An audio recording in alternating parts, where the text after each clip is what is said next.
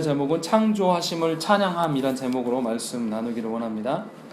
벨직 신앙고백서가 이제 8조부터 11조까지 하나님의 위격에 대해서 고백을 했습니다. 이제 12조에서부터는 창조에 대한 하나님의 사역에 대해서 이제 언급을 합니다. 창조는 하나님의 첫 번째 사역입니다. 창조에 대한 것도 그 하나님의 위격과 동일하고 믿음의 문제입니다. 그러니까 우리가 하나님의 위격에 대해서 이해할 수 없고 설명할 수 없다 말씀드린 것처럼 이 창조에 대한 것도 우리가 이해하고 설명할 수 있는 것이 아닙니다. 우리의 믿음의 문제라는 것이죠. 그래서 창조를 과학적으로 설명할 수가 없습니다. 히브리서 11장 3절에 보시면 믿음으로 모든 세계가 하나님의 말씀으로 지어준 줄을 우리가 아나니 보이는 것은 나타난 것으로 말미암아 된 것이 아니니라 라고 되어 있습니다. 그러니까 보여지는 것으로 말미암아 우리가 하나님의 창조하심을 설명할 수 없다고 성경은 분명하게 이야기를 합니다. 그럼에도 불구하고 우리가 이 창조에 대해서 우리의 인간의 두뇌로, 특히 우리 시대에 과학으로 창조를 설명하려고 하는 분들이 교회 안에 굉장히 많습니다. 이런 것에 대한 오류를 오늘 이야기를 할 것입니다. 자, 오늘은 그래서 우리가 읽었던 12조 중에서 첫 번째 단락에 대한 부분들만 말씀을 나누고자 합니다. 천사나 사탄에 대한 부분들은 다음 주에 이야기를 할 것입니다. 자, 그러면 우리가 이제 한번 생각해 봐야 될 것이 창조를 우리가 어떻게 봐야 될 것이냐, 이제 이것에 대한 부분을 먼저 언급을 해야 됩니다. 자, 성경에서 하나님께서 자녀를 뭐라고 하십니까? 부모에게 준 선물이라고 이야기를 합니다. 이 선물을 통해서 왜 선물이냐면 이 선물을 통해서 하나님의 교회를 이어져 가는 어떤 그 역할로 사용하신다는 것이죠. 이것이 자녀됨이라는 것입니다. 그러니까 부모는 어떻게 합니까? 이 자녀를 부여받을 때 그냥 우리의 것을, 나의 것으로 받는 것이 아니라 자녀를 통해서 하나님의 나라를 이어가는 큰 책임을 맡으면서 이 자녀를 맡은 것이죠. 그래서 이 자녀를 하나님의 방식대로, 하나님의 말씀으로 키워가야 되는 것이에요. 그게 아니고 내 방식과 내 어떤 그 관점으로 이 자녀를 키워가는 것은 결국은 하나님이 내 가정을 통해서, 우리 교회를 통해서, 자녀들을 통해서 하나님의 나라를 계속 지속해 가라고 주신 그 자녀인데, 그 영혼인데 우리가 그것을 끊어버리는 역할로 서는 것이죠. 그러니까 자녀됨, 하나님께서 선물로 주신 우리 자녀를 놓고 우리가 어떻게 합니까? 굉장히 애지중지하고 귀하게 여긴다는 것이 그만큼 값진 것이라는 것입니다. 마찬가지로 하나님이 피조물인 우리들에게 하나님의 그 창조 세계를 마련해 놓고 그것을 우리에게 이제 선물로 주셨다라는 개념으로 창조를 봐야 됩니다. 그러니까 하나님으로부터 피조물인 인간이 그 아름다운 피조물 중 그 하나를 부여받는 일이 얼마나 귀한 일인가를 자녀를 통해서 한번 생각을 해봐야 된다는 것이죠. 나도 피조물이고 우리 자녀도 피조물인데 하나님께서 이 자녀를, 하나님의 피조물, 귀한 피조물을 나에게 위탁해 주시면서 하나님의 뜻을 실현해라 라고 주셨으면 우리가 이 자녀를 매우 귀하게 여겨야 된다는 것이죠. 같은 개념으로 하나님이 우리에게 창조해 주시는 이 피조 세계를 그런 식으로 바라봐야 된다. 그렇게 창조해 놓으시고 우리를 두셨어요. 그러니까 이 한 영혼을 하나님의 자녀되게 한다는 것은 그만큼 굉장히 귀한 것이고 값진 것입니다. 부모가 한 영혼을 하나님의 자녀되게로 키워간다는 것은 굉장히 값진 일이에요. 귀한 일이고. 그러니까 이 영혼을 키워가면서 우리가 더 뭘 느낍니까? 하나님의 하나님 되심을 더 느낍니다. 자녀를 양육해 가면서 자녀의 모습 속에서 죄성, 내가 갖고 있는 그 죄성을 발견하기도 하고, 한 영혼이 하나님께 마음 돌아가는 데 있어서 아버지의 마음을 이 자녀를 통해서 내가 또 품기도 하고, 이러면서 자녀를 통하여서 하나님의 경외함을 더 느끼게 됩니다. 하나님을 더욱더 하나님으로 인정할 수밖에 없다는 것이죠. 그러니까 하나님 모르는 사람들도, 육신의 부모들도 어떻게 합니까? 아기를 맞이하기 위해서 준비를 합니다. 임신이 되면 뭐부터 하죠? 자기의 몸 관리, 임신 전부터 몸 관리를 하고, 자신의 임신되면 이제 먹는 것부터 뭐 이런 거 다 조절하고, 정말 산모가 불쌍할 정도로 많이 가려야 됩니다. 여러 가지로. 뭐 염색이나 화장은 당연히 못하고. 그런 것부터 또 그리고 이 자녀가 태어나게 되면 방도 준비하죠. 모든 자녀가 우리 아기가 집에 왔을 때 아주 쾌적한 환경에서 자랄 수 있도록 전부 세팅을 합니다. 그런 것처럼 하나님께서 사람을 창조하실 때도 그런 논리로 창조를 하셨습니다. 생각을 해보세요. 하나님께서 처음 창조하셨을 때 어떻게 하셨습니까? 시간을 창조하시고 나서 이제 시간을 막 창조했을 때 1절이죠. 창세기 1장 1절. 하나님 태초에 천지를 창조하셨다 라고 하면 시간을 시작됐고 2절에서 뭐라고 합니까? 이 피조세계가 흑암 중에 있었다 라고 이야기해요. 거기에서 하나님 뭐라고 합니까? 빛을 주십니다. 빛을 주시면서 빛을 만들어 놓으시고 그 다음에 순서대로 공간을 만드시고 그 공간을 채워가는 방식으로 다 준비해 놓으세요. 그리고 난 다음에 맨 마지막에 인간을 창조해 놓으셨어요. 그러니까 마치 부모가 출산의 날을 기다리면서 자녀가 올 날을 대비하면서 우리 가정을 준비시킨 것처럼 하나님께서 그런 방식으로 창조를 해 놓으시고 우리에게 청지기로서 위임하신 것이죠. 그러니까 이 창조를 바라보면서 우리가 하나님의 그 창조 세계를 볼 때에 우리가 하나님의 하나님 되심을, 하나님의 영광 되심을 더 드러내야 되는 것이 우리의 정상적인 태도입니다. 그런데 우리가 과연 그렇게 살아가냐? 이 창조 세계를 바라보면서 우리 인간이 이 창조 세계의 질서 가운데 하나님이 계셨다. 이 하나님의 질서대로 우리가 이 창조의 피조 세계를 운행해 가야 된다라는 어떤 그런 마음으로 창조를 바라보지는 않는다는 것이죠. 그것에 대해서 이 벨직 신앙고백서 12조가 이야기를 하는 것입니다. 창조하신 하나님 앞에서 인간은 하나님의 창조의 능력과 말씀과 돌보심을 기념하면서 찬양을 고백해야 된다라는 것들을 이야기한다는 것이죠. 오늘 우리가 나눌 말씀은 하나님의 그 창조하심을 통해서 하나님의 능력을 찬양하는 것과 또 하나님의 창조하심을 통해서 하나님의 말씀을 찬양하는 것, 또 하나님의 돌보심, 이 피조 세계를 보존하시고 이끄시는 그 돌보심을 통해서 하나님을 찬양하는 것에 대해서 이야기를 하려고 합니다.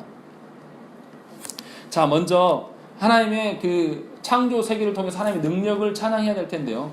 우리가 먼저 생각을 해봐야 될 게 우리 현대 그리스도인들이 얼마나 이 창조 세계를 접촉하고 살아가는가, 이것이 이제 문제입니다. 저 여러분들이 도심지에 살아요. 그래서 그 창조하신 어떤 세계들과 접촉할 기회가 많습니까? 굉장히 이제 적죠. 제가 어렸을 때는 시골에 살았어요. 그래서 뭐 여름에 미역 감고 뭐 놀이가 다 자연에 있는 거예요. 자연에 돈 주고 구하는 게 아니라 그냥 전부 자연에 있는 거였습니다. 나가면 다 놀이였어요. 먹을 것도 자연에 있었고 그렇게 살았단 말이에요. 그러니까 어렸을 때부터 하나님의 창조 세계 속에서 살았다라는 느낌을 이제 알아요. 근데 우리 아이들, 저희 자녀만 봐도 한번 수영 한 번만 하려고 해도 어디를 가야 되냐면 인공적으로 조성된 데를 찾아가야 돼요. 우리 시대는 더 문제인 게 뭐냐면 우리 자녀들의 놀이 문화도 누가 만들어줍니까? 부모가 돈으로 만들어줘요. 그래서 우리 아이들도 보면 자연 속에서 어떤 그 자연, 하나님 주신 것 가지고 노는 그런 놀이 문화 하는 아이 없습니다. 전부 상업주의에 물들어가지고요. 아이들도 장사 속이에요. 그리고 아이들을 돌보는 것도 장사 속으로 어린이집에다 맡기고 뭐 어디가 더 좋네, 어디가 더 싸네, 이런 논리로 우리 자녀를 내팽개칩니다. 그러니까 창조 앞에 선 인간을 확인할 수가 없어요. 우리 시대는 굉장히 어렵습니다. 그러니까 자녀들한테 우리가 하나님의 창조 세계를 봐라, 얼마나 아름다냐, 이 말을 할 수가 없어요. 아이들 본 적이 없거든요. 어렸을 때부터 뭔가 인공적인, 사람이 뭔가 조장해놓은, 그것도 선한 의도로 조장한 것이 아니라 뭔가 자본주의 논리로 이루어진 그런 시스템 안에서 우리가 살아간다는 것이죠. 그것에 다 빼앗기고 살아요. 그러니까 우리 청소년들이 뭐에 집중합니까? 우리 윤정이 나이 또래 되면 자연 만물을 통해서 하나님의 어떠하심을 보는 게 아니라, 윤정이 나이가 되면 이제 다 그런 거 하죠. 영화 보고, 문화, 어떤 사람이 만들어 놓은 거, 거기에 심취하고, 아니면 뭐 인터넷이나 게임이나, 다 그런 데 빠져. 그러니까 이제 부모들이 고민하는 것이죠. 왜 그렇게 고민이 됩니까? 어렸을 때는 분명히 인공적인 것들 다 집어넣어놓고, 이제 거기에 자기들이 집어넣어놨으니까 취해하는 게 정상이죠. 거기에 젖어드는 게 정상이죠. 이제 청소년기에 대해서 젖어드니까 젖어든다고 고민해요. 그러니까 굉장히 미련한 짓을 하고 있는 거죠. 지금 현대 부모들이. 하나님의 창조의 질서대로 우리 자녀를 놓으려고 생각을 안 합니다. 전부 상업화예요. 그렇게 해서 살아가기 때문에 우리 시대는 하나님의 창조의 세계를 우리가 맛보면서 하나님의 능력의 어떠함과 하나님의 그 크고 높으심에 대해서 경외하면서 하나님 앞에 서기가 어렵습니다. 특별히 우리 자녀들은 더욱더 그래요. 뭔가 굉장히 이상한 방향으로 흘러가고 있다는 거죠. 자, 이런 점을 하나 생각을 해야 되고, 또 한 가지는 뭐냐면 우리 시대의 그 사도들 중에 뭐가 있냐면 창조를 우리 두뇌로 이해하려고 하는 거예요. 창조를 어떻게 설명을 해야 될까요? 어제도 한 대학생 20살짜리 청년을 만나서 한 2시간 정도 이야기를 했는데, 창조는 우리가 설명할 수 없다 라고 이야기하니까 이제 하나님에 대해서 이제 더 헷갈리는 거죠. 무슨 말이냐면 우리 중에 창조를 본 사람이 없어요. 우리 중에 창조를 어떻게 우리 논리로 우리가 가지고 있는 어떤 것으로 설명할 수가 없습니다. 그래서 이 벨직 신앙고백서 12조에서도 이렇게 이야기를 합니다. 우리 다시 한번 읽어보시죠. 첫 번째 단락 네 번째 줄까지 한 문장 끝날 때까지 한번 읽어보시죠. 우리는 거기입니다. 읽겠습니다. 시작.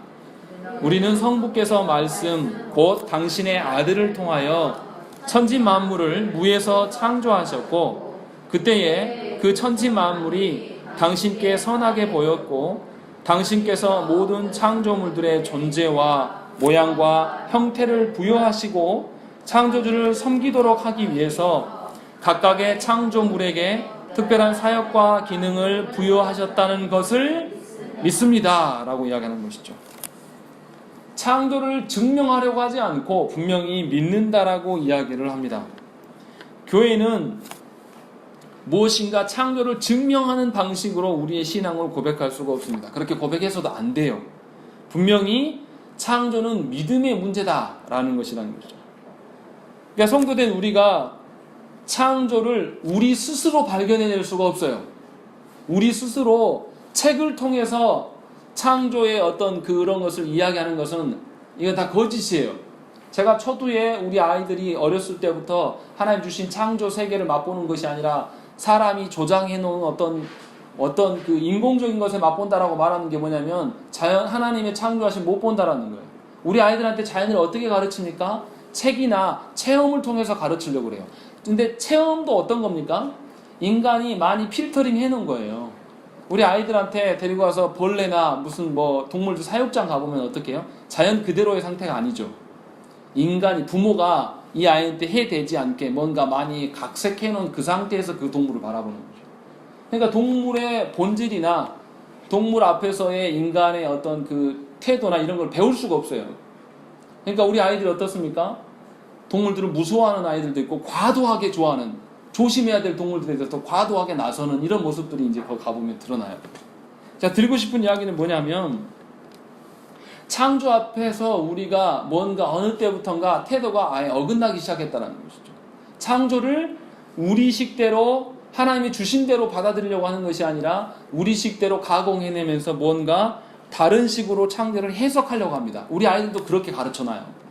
그러니까 우리 아이들이 창조의 세계 속에 가서 하나님이 주신 것을 맛보면서 믿음의 고백으로 창조를 바라보는 것이 아니라 각색된 어떤 것을 보면서 주입되는 그런 식으로 창조를 보게 된다는 거예요. 그렇게 된 결과가 뭐냐면 창조를 과학으로 설명하려고 하는 것입니다. 창조를 우리 스스로 발견할 수 있습니까? 없어요.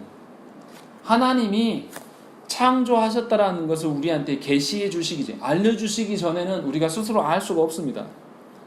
그런데 이 과학으로 하나님의 창조를 이야기하는 것은 굉장히 미련한 짓입니다. 과학이 과학다워질 때가 기껏해야지 뭐 200년 정도의 역사뿐이 없어요. 200년의 역사를 가지고 전 인류의 어떤 그 역사를 평가하고 판단한다? 이것은 약간 정신이 나간 소리인 거죠. 우리 아들 규현이 5살짜리가 저를 보면서 아빠 인생을 내가 평가해 볼게 라고 이야기하는 것이 말이 안 되는 거죠. 왜냐하면 그 아이는 아직 경험 더 배워야 될 입장인 것이죠. 그러니까 인간이 언제부턴가 진화론이라는 어떤 가설에 의해서 과학을 보고 그 과학을 토대로 인해서 하나님의 창조를 증명하려고 시도한다는 것이죠. 근데 놀라운 것은 이 일들을 세상 사람들만 하는 것이 아니에요. 그리스도인들이 그 일을 하려고 합니다. 자꾸만 창조를, 창세기 1장 2장의 말씀을 과학으로 증명하려고 하는 그런 일들을 우리 가운데 행한다는 것이죠. 근데 과학으로 하나님의 창조를 설명할 수 있습니까? 창조의 증인은 누구밖에 없으시죠? 삼위 하나님밖에 없어요. 우리 중에 있는 사람 아무도 없습니다. 그런데 우리가, 증인되지도 않은 우리가 창조를 우리의 논리와 어떤 우리의 과학으로, 우리의 이해력으로 이렇게 해석을 하려고 합니다. 근데 그 분명한 것은 불가능하다는 거예요. 한계를 우리 스스로 극복하려는 태도는 하나님 앞에 교만이고 하나님을 대적하는 것입니다. 더 지나치게 말하면 어떤 거냐면, 하나님이 증인되고 주인 되신데 그 주인의 자리를 누가 앉으려고 하는 것이죠? 내가 앉고 싶은 거예요. 누가요? 그리스도인들이. 그래서 저는 창조과학회 하는 분들 별로 좋아하지 않아요. 물론 그 자체가 아예 의미가 없다라고 말하기는 어렵겠죠. 그러나 창조를 과학으로 입증이 되지도 않을 뿐더러 입증하면 뭐 할 겁니까? 그렇게 입증해줘도 안 믿어요. 입증해준다고 해서 믿으면 얼마나 좋겠습니까? 그러나 그렇게 믿음이 생겨지는 것이 아니에요. 그러니까 제가 드리고 싶은 이야기는, 분명히 우리가 창조를 통해서 하나님을 본다라는 것은 믿음의 눈으로 볼 수밖에 없는 것이고, 하나님께서 우리에게 계시해 주셨을 때에 우리가 그 창조의 어떠함을 신뢰하고 믿을 수 있다는 것입니다. 그런 점에서 우리 자녀들에게 하나님의 어떠함을 있는 그대로, 말씀에서 계시하신 그대로 받아들일 수 있는 우리의 태도가 필요한 것이고, 그것이 창조주이신 하나님 앞에 우리가 서야 되는 합당한 태도라는 것입니다. 여러분 스스로 하나님의 말씀을 가공해내고, 내가 불편할 때는 하나님의 말씀 잠깐 띄어냈다가 내가 또 편하면 다시 가져오고, 더 쉽게 이야기하면 내가 예배 드릴만 하면 예배 드리고 아니면 말고, 이런 식으로 여러분들의 자녀를 양육하는 것이 하나님의 계시의 말씀을 여러분의 논리로 가공해내는 그런 태도라는 것입니다. 그러니까 창세기 1장부터, 창조부터 그렇게, 출발부터 그렇게 하나님을 바라보면 하나님 도저히 볼 수가 없는 거죠. 제가 과학에 대해서 너무 비난해서 또 오해하실 수 있습니다. 과학은 그러면 공부하지 말라는 거냐? 아니죠. 과학은 공부해야 됩니다. 과학을 통해서 우리가 편리하게 누릴 것은 누려야 돼요. 과학의 방법들이나 과학이 고안해내는 어떤 것들 우리가 활용해야 돼요. 그런데 활용하는 것은 좋지만 그 과학으로 하나님을 논하지 말라라는 거죠. 과학으로 하나님이 하신 사역들을 입증해내려고 하지 말라는 것이죠. 성부께서 우리에게 보여주신 대로, 계시하신 대로 그대로 믿는 것이지 우리가 증명하는 것이 아니라는 것입니다. 이렇게 말할 수 있어요. 진화론자들이나 과학자들은 지구의 나이를 어떻게 이야기합니까? 뭐 수십만 년에서 수십억 년 이야기를 해요. 뭐 45억 년 막 이야기하는 학자도 있고, 막 그렇게 할 수 있습니다. 그 사람들 말이 틀렸다라는 게 아니에요. 제가 말씀드립니다. 우리의 눈으로 봤을 때는 그 정도 시일이 필요해서 생성이 돼야 돼요. 우리의 계산과 우리의 지혜로 봤을 때는. 그런데 하나님은 어떻게 창조하셨습니까? 하나님 어떻게 창조하셨어요? 말씀으로 빛이 있으라 하니까 그냥 있었어요. 이거 어떻게 설명합니까, 우리가? 우리는 무에서 유를 우리가 본 적이 있습니까? 여러분 중에 혹시 아무것도 없었는데 있게 하는 거 여러분 하실 수 있다든가 아니면 본 적이 있습니까? 저와 여러분들은 본 적이 없어요. 뭔가 재료가 있어서 이 재료를 통해서 무엇을 만들어낸 적은 있지만 무에서 유를 본 적도 없고, 말씀으로 있어라 하니까 있어 본 적도 한 번도 없단 말이에요, 우리는. 그러니까 지구가 뭐 몇십억 년이 되고 뭐 어떤 거, 이것은 우리의 논리인 것이고 그것이 과학적으로 틀렸다라는 그런 뜻이 아니라 과학적으로 그런 세월이 걸리는 것일 수도 있어요. 그런데 하나님은 그런 방식을 취하지 않고 그냥 있어라 하니까 있었다니까요. 우리는 오래 걸리는 일인데 하나님 그냥 그렇게 말씀으로 하셨단 말이에요. 그렇게 받아들여야 돼요. 자꾸 과학의 논리에 빠져가지고 우리의 이 대륙을 보니까 도저히 이거는 수십억 년이 필요하지 뭐 이렇게 되지 않아, 이런 논리에 빠질 필요가 전혀 없다는 거죠. 하나님은 그러한 분이 아니기 때문에 시간에 매이지도 않으시고, 하나님은 우리와 다른 관점으로 세계를 보시기 때문에 그렇다는 것입니다. 그러니까 과학이 필요하지 않는 것은 아니지만 과학을 통해서 하나님이 계시하신 것들을 해명하려고 할 필요가 없다는 것이죠. 전혀 다른 영역이고 의미가 없다는 것입니다. 그러니까 하나님이 주신 것 안에서 지혜를 찾으셔야지, 하나님이 계시하지 않는 것 안에서 여러분들이 지혜를 발휘하는 것, 과학이 모든 것의 근본이고 뭐 경제가 모든 것, 자본주의가 모든 것의 진리인 것처럼, 우리 한국 기독교에서 가장 오류가 뭡니까? 공산주의는 없어져야 될 것처럼 항상 그 보수 기독교에서 갖고 있는 오류가 뭐냐면 공산주의 논리예요. 그러면 자유주의는 아예 진리이고 늘 하나님 앞에서 온전한 것입니까? 그러지도 않아요. 목사가 하나님의 말씀으로 이야기를 해야지 공산주의냐 자유주의 논리를 하는 그런 목사님들의 말을 듣지 마세요. 의미가 없어요. 하나님께서 하시는 계시하신 방식을 그대로 받아들일 수 있는 입장으로 우리가 서야 된다는 것이죠. 결국은 제가 드리고 싶은 이야기는 간단한 겁니다. 우리를 깨닫게 하는 것은 믿음이에요. 하나님의 능력을 깨닫게 하는 것도, 무에서 유를 창조하게 하는 것을 알게 하는 것도 모두 믿음에서 출발되는 것이지 우리의 논리나 우리의 지혜와 우리의 어떤 설득으로 되어지지 않습니다. 은혜로 말미암아서 그 창조주이신 그분이 우리의 아버지가 되셨음을 우리가 알게 될 때에 우리가 진정으로 그리스도를 온전히 받을 수가 있는 것이죠. 창조주신 그분이 내 아버지가 그리스도로 말미암아 되어주셨다라는 것을 알게 될 때에 하나님을 더욱더 사랑하고 하나님의 그 사랑 앞에서 우리가 감동되어질 수 있다는 것입니다. 그러니까 우리가 진화론의 반대에서 하나님의 천지 창조를 고백하고 믿는 것, 그것은 당연한 것이에요. 그렇게 하면 신자는 하나님 앞에서 점점 작아지고 하나님은 더욱 커져요. 그래서 하나님을 더욱더 신뢰할 수 있게 됩니다. 하나님의 말씀 앞에 굴복할 수 있게 돼요. 그런데 그것이 아니고 하나님의 계시를 따르지 않고 세상의 지혜와 세상의 과학적인 논리로 하나님을 증명하려고 하면 점점 믿음과 멀어지고 오류가 생겨난다는 것이죠. 그러니까 여러분들 자녀를 키울 때, 여러분의 자녀를 양육할 때 세상의 지식과 세상의 가치 따라서 키우지 마시잖아요. 어렸을 때부터 그거 채워주려고 애쓰지 말라는 말이에요. 그렇게 노력할 만큼의 노력으로 가정 예배를 드리세요. 그 정도의 노력으로 하나님의 어떠하심에 대해서 먼저 이야기를 하십시오. 그게 더 중요하다는 거죠. 그래서 이 자녀가 하나님의 은혜를 누리면서 살아가는 자녀가 될 수 있도록 하나님께 구해야 되는 것이죠. 그것이 창조주 앞에 우리가 서야 되는 것입니다. 그러니까 믿음은 저와 여러분들의 인간적인 사고나 추론에 대해서 굉장히 부인해요. 부정합니다. 그렇다고 해서 제 말씀이 맹목적으로 믿어라 그 뜻이 아니에요. 하나님의 그 창조하심이 끝나는 것이 아니라 우리 가운데 계심으로 말미암아서 우리를 계속 하나님 가운데 설 수 있도록 하신다는 거죠. 그러니까 우리가 창조주 앞에 서야 되는 우리 태도는 어떤 거냐면 예수께서 말씀하신 대로 어린아이처럼 서야 되는 거죠. 어린아이들이 어떻습니까? 부모가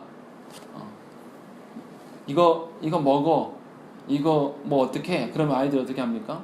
고민하고 의심하고 이걸 막 따져가면서 하지 않아요. 부모를 믿고 신뢰하기 때문에 증명해내지 않으면서도 부모 곁에 머물면서 부모와 함께 살아가는 그런 태도를 취하는 것이죠. 우리가 하나님 앞에 서야 될 태도가 바로 그러한 것입니다. 그렇게 한다고 해서 맹목적이고 아무 무논리로 살아간다 그러진 않아요. 하나님을 아는 사람들이 더 논리적이고 하나님을 아는 사람이 더 합당한 판단을 할 수가 있다는 것입니다.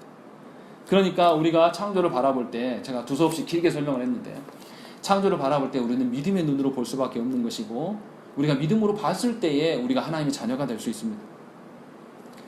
하나님은 그런데 창조만 하시는 분이 아니에요. 구원의 역사를 이루어 가시는 하나님이에요.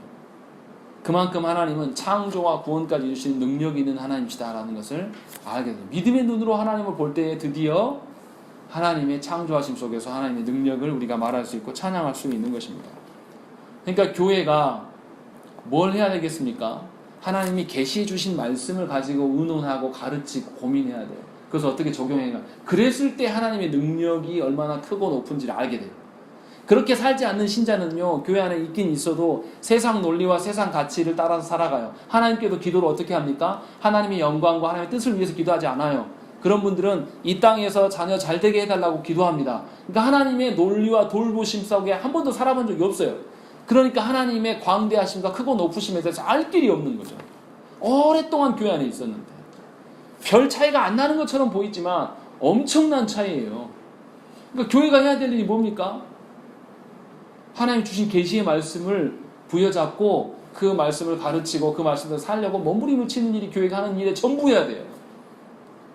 지금 한국 교회 안에 어떻게 해요? 교회가 교회마다 커지면 뭐합니까? 카페 짓고 뭐 교회 안에 프로그램 막 가져와서 어떻게 막 인간을 끌어 들어보려고 하는 이런 거 다 부질없는 이야기예요. 하나님의 그 능력과 창조주 되신 하나님이 우리 아버지 되신 조차도 얘들이 알 수가 없게 돼요. 그것이 창조를 바라보는 우리의 시각이어야 됩니다. 굉장히 이게 중요한 이야기인데 우리가 그렇게 안 살아요. 그렇게 안 본단 말이에요. 창조를. 우리도 성경 보면서 무슨 이야기를 합니까? 창세기 1장에 나왔던 하루가 우리 하루랑 똑같아요? 목사님? 이런 질문해요. 어떻게 본다는 거죠? 진화론적으로 본다는 거예요. 진화론으로 봤을 때 땅이 있으려면 몇 년이 걸려야 돼요? 수십억 년이 필요한데 어떻게 말씀이 있다고 해서 있습니까? 그게? 말도 안 되죠, 목사님? 그렇게 질문하는 청년들과 그런 성도들이 굉장히 많아요. 제가 설명 어떻게 해요? 제가 안 봤는데. 저 설명 못합니다. 다만 드리고 싶은 이야기는 하나님이 알려주신 대로 믿으라는 것이죠. 믿음이 안 생기면 하나님께 구해야 되는 것이고, 그래서 하나님께서 계시하신 대로 보려고 하는 태도가 우리 안에 있어야 돼요. 그래서 교회는 해야 될 게 뭡니까? 창조를 하나님의 논리대로 계시의 말씀으로 언급을 하는 것이죠. 그렇게 고백해 나가는 것이죠. 그것이 창조주 하나님을 찬양하는 태도입니다. 뭔가 우리가 만들어내고 뭔가 그렇게 하는 그런 방식이 아니라. 그리고 두 번째는 하나님을 말씀을 창조해야 됩니다. 자, 벨직 신앙고백서를 보면 뭐라고 되어 있습니까? 성부께서 말씀 곧 당신의 아들을 통하여 천지 만물을 무에서 창조하셨다라고 이야기하는 것이죠. 그 히브리어에서 말씀으로 창조하셨다라는 그 의미는 어떤 의미냐면 질서 있게 배열했다라는 그런 뜻을 포함하고 있어요. 그러니까 하나님께서 창조하셨다라는 것은 하나님의 어떤 질서대로 돌아가게 하셨다 이런 의미예요. 질서대로 움직여지게 하셨다라는 그런 의미란 말이죠. 그러니까 하나님께서 말씀을 통해서 당신의 뜻과 계획을 실현해 가시는 것이란 말이죠. 그러니까 말씀이 있는 곳에는 하나님의 말씀은 정확히 하나님의 뜻대로 이루어진다는 것이죠. 이것이 우리의 은혜예요. 하나님이 뜻이 100% 실현되는 것을 우리에게 안 보여주시고 하나님 마음대로 하면요, 우리가 하나님 알아가기도 힘들고 하나님의 뜻을 맞춰드리기도 힘들어요. 하나님 어떤 분인지 알 수도 없습니다. 그런데 하나님이 말씀을 주셨어요. 그럼 말씀이 어떻게 돼요?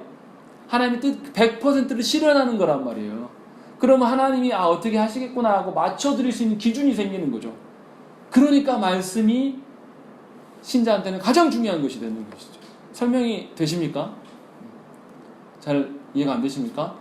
외국에 나가 있는 남편이 지금이야 뭐 이렇게 통신 수단이 많아졌는데 남편이 아내한테 내가 언제 귀국하고 언제 내가 얼마를 벌고 어떻게 계획 속에서 했으니까 자녀 잘 키우고 있어 라고 하면서 편지를 보냈단 말이에요. 그러면 이 아내는 남편의 어떠함을 아직 안 보이니까 알 수는 없지만 뭘 통해서 알 수 있습니까?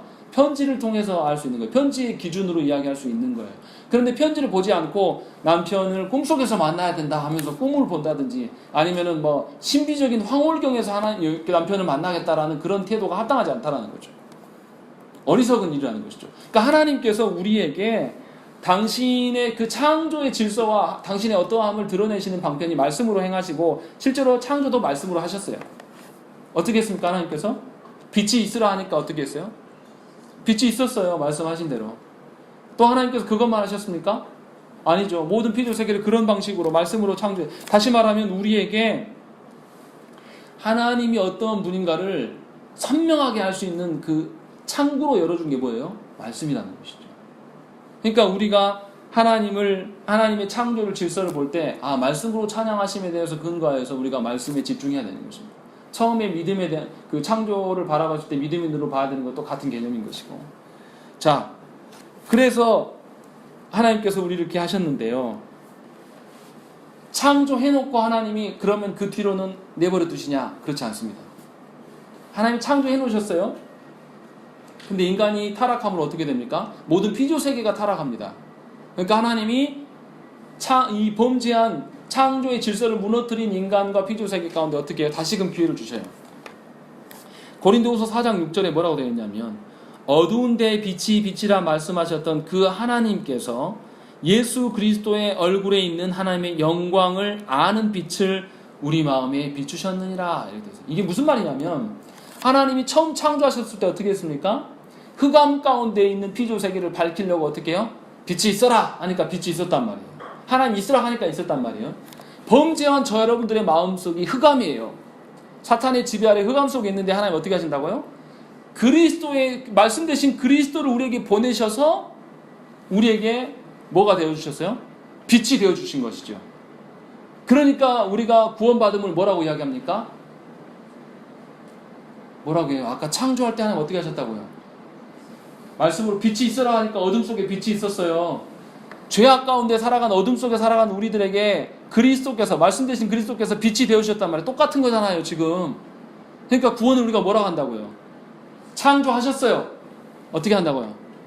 재창조하신다고요. 제가 너무 설명 어렵게 하나요? 네. 무슨 말씀이냐면 하나님께서 우리 영혼을 향하여서 지금도 창조의 방식으로 말씀으로 우리에게 재창조의 과정을 계속 진행하고 계신다는 것이죠. 그러니까 창조의 어떠함을 어디서 보는 거예요? 영혼의 구원과 영혼의 변화를 통해서 하나님의 창조를 거기서 증거로 볼 수 있다는 거죠. 하나님 그렇게 말씀으로 창조하셨기 때문에 모든 피조 세계를.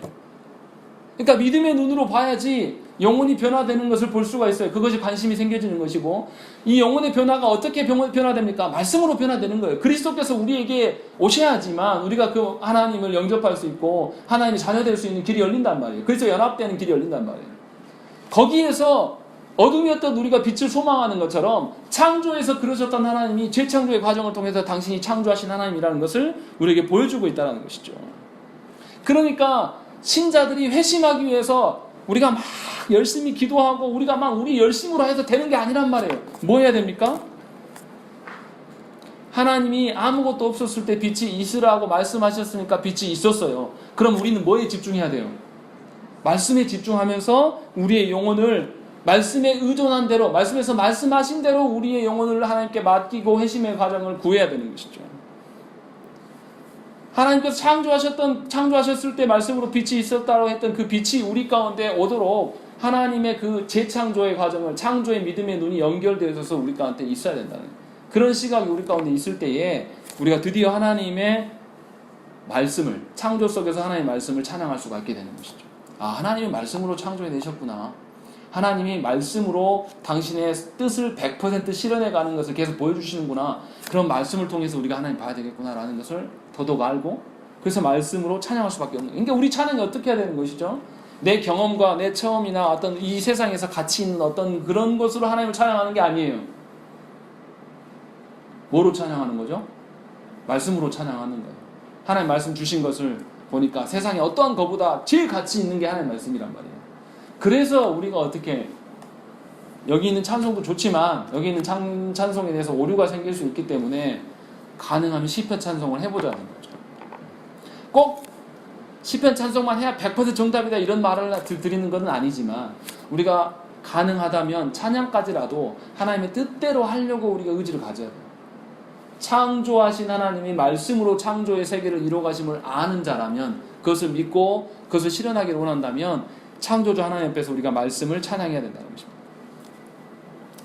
자, 그럼 하나님께서 무엇 때문에 만물을 창조하셨습니까? 왜 창조하셨어요? 벨직 신앙고백서에서 뭐라고 이야기하냐면, 두 번째 줄에 그때의 그 천지 만물이 하나님께 선하게 보였고 라고 되어 있어요. 하나님의 보시기에 좋았기 때문에 창조하셨습니다.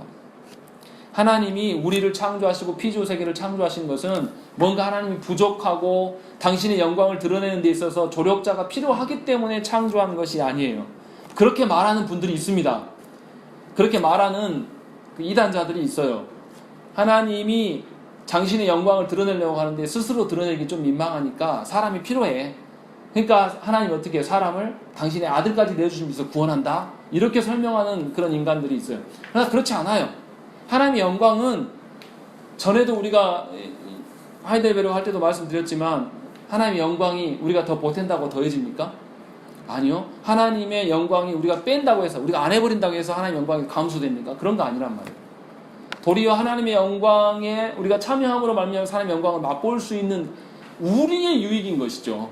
그러니까 하나님께서 우리를 창조하신 것은 하나님 당신의 선하신 뜻 때문에 창조하신 것이지 뭔가 부족하고 뭐 그래서 그런 게 창조한 게 아니란 말이에요. 그렇기 때문에 창조는 하나님의 주권적이고 하나님 기쁘신 뜻입니다.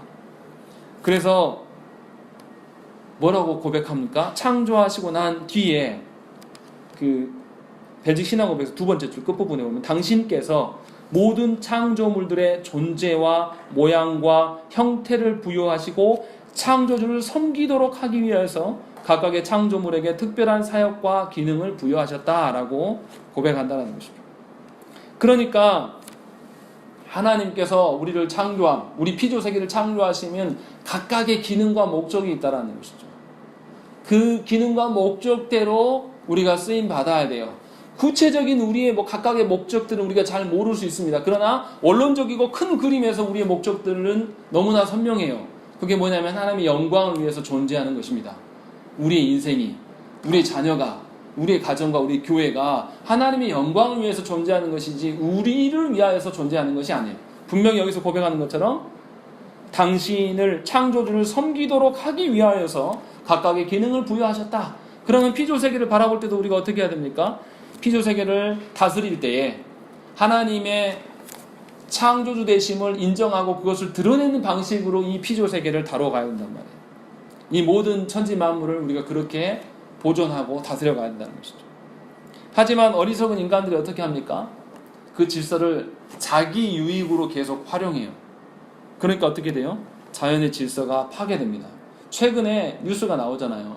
북극에 있는 얼음이 다 녹고 4분의 1 남았다. 2030년에 완전히 녹을 것이다. 그렇게 되면 어떻게 돼요? 과학자들이 예측하기에는 이제 그렇게 되면 어떻게 되냐면 올해 같은 더위와 태풍이 이제 일상이 될 거다라고 이야기를 해요. 자연이 파괴되는 것은 인간이 너무나 쉽게 파괴하는데 놀라운 것은 뭐냐면 복원력도 엄청나다는 거예요. 우리의 상상을 뛰어넘어요. 왜 상상을 뛰어넘을까요? 누가 복원시키기 때문에, 하나님께서 다스려 가시기 때문에, 하나님께서 복원해 가시기 때문에 우리의 상상과 우리 계산을 뛰어넘습니다. 제가 인터넷에서 본 영상 중에 뭐가 있냐면 인류가 어느 날 갑자기 사라지면 10년 후, 15년 후, 20년 어떻게 될까? 그걸 영상으로 그냥 상상해서 만들어 놓은 거였어요. 어떻게 될 것 같습니까? 그냥 추측이에요. 그 영상에 보니까요, 30년 후면 도시에 있는 건물 자체들이 다 없어져요. 싹 무너져 버립니다. 인간이 가꾸지 않기 때문에. 자연이 다 점령해서 식물이 점령해가지고 다 저절로 무너져. 형태가 없어집니다. 30년 너무 짧잖아요. 우리 생각에는 더 오래 있을 것 같잖아요. 그런데 그렇지 않다라는 거죠. 물론 이것도 정확하진 않아요. 하나님이 뭐 하시는 것도 다르겠지만. 제가 드리고 싶은 이야기는 뭐냐면, 하나님께서 창조해 놓으시고 그냥 내버려 두시는 게 아니라 그것을 다스려 가시는 하나님이죠. 그래서 우리가 하나님의 질서대로 우리가 피조세계 가운데 서 있어야 되고, 이 피조세계를 그런 방식으로 다스려 가야 되고, 깨어져 있던 창조의 질서가 깨어져 버린 곳은 다시금 창조의 질서대로 회복할 수 있는 관점으로 우리가 봐야 돼요. 제가 이야기하는 것은 자연 보호하자는 이야기가 아니에요. 무슨 말씀을 드리는 거냐면, 인간이 하나님께서 이 피조세계를 다스려 가시는 왕으로 여길 줄 안다라면 모든 피조세계 가운데 나한테 주어져 있는 이 피조세계의 일부분을 하나님이 왕 되시도록 우리가 활용해 나가야 된다는 거죠. 세상의 사람들의 가치대로 살아가는 그런 것이 아니라, 그래서 우리가 거하는 곳에서의 자연 만물이 하나님을 드러내는 방식으로 설 수 있도록 우리가 고민하면서 그것을 다스려가야 돼요. 이게 믿음입니다. 교회 안에서 예배드리고 여기서 기도할 때만 믿음이 아니라 여러분들이 자연 만물 속에서 자연을 어떻게 대하고 이 자연이 하나님을 어떻게 영광을 드러낼 것인가에 대한 고민이 드러나는 것이 우리의 믿음이고 신앙 생활이에요. 그것이 창조주 앞에 선 인간의 모습이어야 된다는 것이죠. 그렇게 해야 될 때에 인간의 생존이 환경에 달려있는 것이 아니라 인간의 생존이 하나님께 달려있음을 고백할 수가 있는 것이죠. 그러니까 우리의 생존의 문제로 인하여서 자연에 대한 걱정하기보다는 우리 안에 하나님의 질서가 파괴된 것을 더 염려하고 그것을 복구하기 위해서 자연에서 해야 돼요. 첫째는 하나님과 나의 관계, 두 번째는 우리 사람들끼리 파괴된 그 관계들, 서로를 어떻게 바라봅니까? 하나님의 질서대로 하나님 나라를 세워가는 동역자로 바라보는 것이 아니라 나의 어떤 그런 경쟁 대상, 내가 저 사람보다 더 잘 보여야 돼, 뭐 이런 식으로 바라보는 시각들, 이런 거 다 바꿔야죠. 하나님의 질서대로. 그 다음에 피조세계를 바라볼 때 어떻게 해요? 내 만족과 내 유익을 위하여서 이 동식물을 바라보면서 내 마음대로 활용해 나가는 그런 거 말고요. 모든 피조세계가 하나님의 원래 질서대로 회복되어져서 하나님이 창조 만들어 놓은 세계가 얼마나 아름다운가, 빛을 발할 수 있는가를 고민해 나가면서 피조세계를 바라봐야 되는 것이죠. 우리가 신앙생활을 한다는 것은 우리의 어떤 영혼을 구원하여서 뭐 어떤 그것에 멈춰지는 것이 아니라 하나님 주신 이 모든 피조세계 가운데 하나님의 영광이 드러날 수 있는 방식으로 설 것에 대한 고민들을 가지셔야 됩니다. 그냥 그렇게 나만 구원받고 내 새끼만 어떻게 되는 이런 식의 그런 이기적인 신앙이 아니라 하나님께서 주신 창조 세계 전체가 하나님의 방식대로 설 수 있는 고민들이 우리 안에 있어야 되고, 또 그런 고민을 한 아이들이 과학자가 돼야 되고, 그런 아이들이 있는 영역에서 하나님의 창조 질서를 회복하는 방식으로 과학을 활용할 수 있도록 키워나가야 돼요. 이것이 우리 손 안에 있는 것입니다. 이것들을 우리가 고민해야 돼요. 그리고 자녀들과 함께 하나님께 기도해 나아가야 되는 것이죠. 교회가 할 일이 바로 그런 것이죠. 그러니까 교회가 뭐 해야 됩니까? 결국 하나님 주신 계시의 말씀으로 돌아갈 수밖에 없는 거예요. 교회가 프로그램으로 어떻게 영혼을 하고 어떻게 할 수가 없는 거예요. 그러니까 지금 제가 드리고 싶은 이야기는 뭐냐면, 창조주 되신 하나님 앞에 우리가 섰을 때 그 창조주 하나님 앞에 우리가 바르게만 하나님을 바라볼 수 있다라면 우리의 영혼뿐만 아니라 우리의 모든 필요세까지 회복될 수밖에 없다는 거죠. 그리고 하나님은 그 창조의 행위를 지금도 재창조의 과정을 통해서 우리에게 보여주고 계신다는 것이죠. 너무나 증거가 확실해요. 아침에 말씀드렸던 것처럼 사내들인 공의의 사람들이 하나님 앞에 섰을 때 뭐라고 항변하겠습니까? 저와 여러분들에게 창조에 대한 증거가 없습니까? 아니요, 너무나 많아요. 하나님 앞에 섰을 때 저와 여러분들이 하나님께 창조주 하나님을 우리가 인정했습니다라고 이야기해도 하나님 우리를 인정해 주실까요? 그렇지 않다는 거죠. 그런 점에서 우리가 창조를 바라보는 어떤 태도를 조금 달리 하셔야 돼요. 그리고 다음 주에는 이제 하나님께서 이 천사를 통해서 어떻게 우리 가운데 일하시는가를 이제 이야기를 하려고 합니다. 자, 우리 함께 기도하겠습니다.